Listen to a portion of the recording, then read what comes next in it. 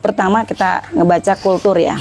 Masyarakat yang terkena imbas PIK 2 ini masyarakat Banten yang memang ortodok. Mereka Islamnya rata-rata ortodok juga. Mereka khawatir ketika ada PIK 2 ini maka akan ada pergeseran dekadensi moralnya, kan gitu kan Pak, ya budayanya.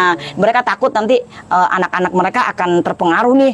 Kita ngebantu mendata, melaporkan data orang-orang yang kekurangan Pak di setiap kelurahan, keseluruhan. Ketika ada investasi dari dunia luar, misalnya dari negara lain pun, kita welcome buat kami. Yang penting prinsipnya tujuannya aja membangun masyarakat Banten. Bagaimana melatih anak-anak milenial, anak-anak Gen Z kita, supaya ketika PIK 2 itu terrealisasi, anak-anak kita bukan sebagai kuli kasar. Kuli kasar.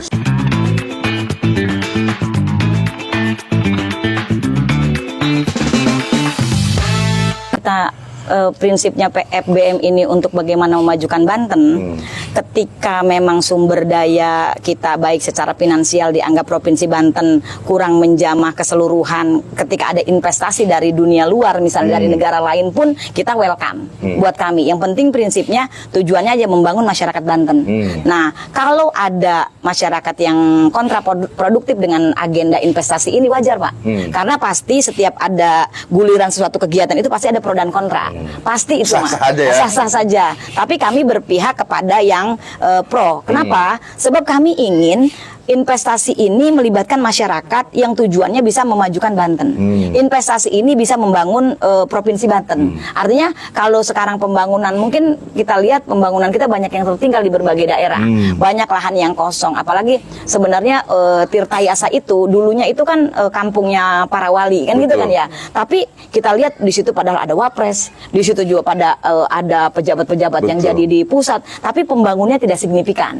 Saya ketika mendengar ada PIK 2 akan didirikan di sana, itu saya effort dan saya mendukung. Kita sepakat sama ya Bu ya, sama pengurus. Bagaimana nih kita apresiasi nggak nih untuk PIK 2? Setuju gitu kan. Tapi dengan catatan gini, saya juga ada penekanan kepada pemerintah yang mengakomodir PIK 2 ini kan otomatis perizinannya dari pihak pemerintah ya kan. Nah, saya pengen itu coba berdayakan masyarakat kita nih. Coba bagaimana nih kita ibu-ibu mikirinnya bagaimana masa depan anak bangsa kan gitu kan. Artinya anak Banten nih supaya maju nih pakai ibu-ibu mah ada investasi ini bagaimana bermanfaat untuk ibu bapaknya juga untuk anak keturunan kita mendatang. Justru saya ingin sekali berdialog dengan pengurus PIK 2. Tapi kepada pemerintah penekanannya, kita mengajukan kepada pemerintah untuk bagaimana melatih anak-anak milenial, anak-anak Gen Z kita, supaya ketika PIK 2 itu terrealisasi, anak-anak kita bukan sebagai kuli kasar. Bukan sebagai kuli kasar, Pak, gitu. Tapi mereka yang punya skill,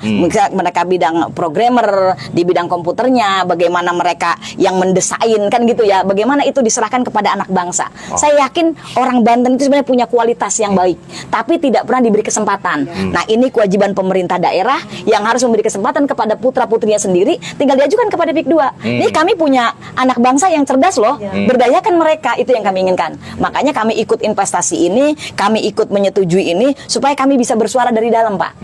Karena kalau bersuara dari luar, nggak kedengeran. Udah temboknya udah tinggi. Sayu-sayu, Bu. Nah, iya, gitu.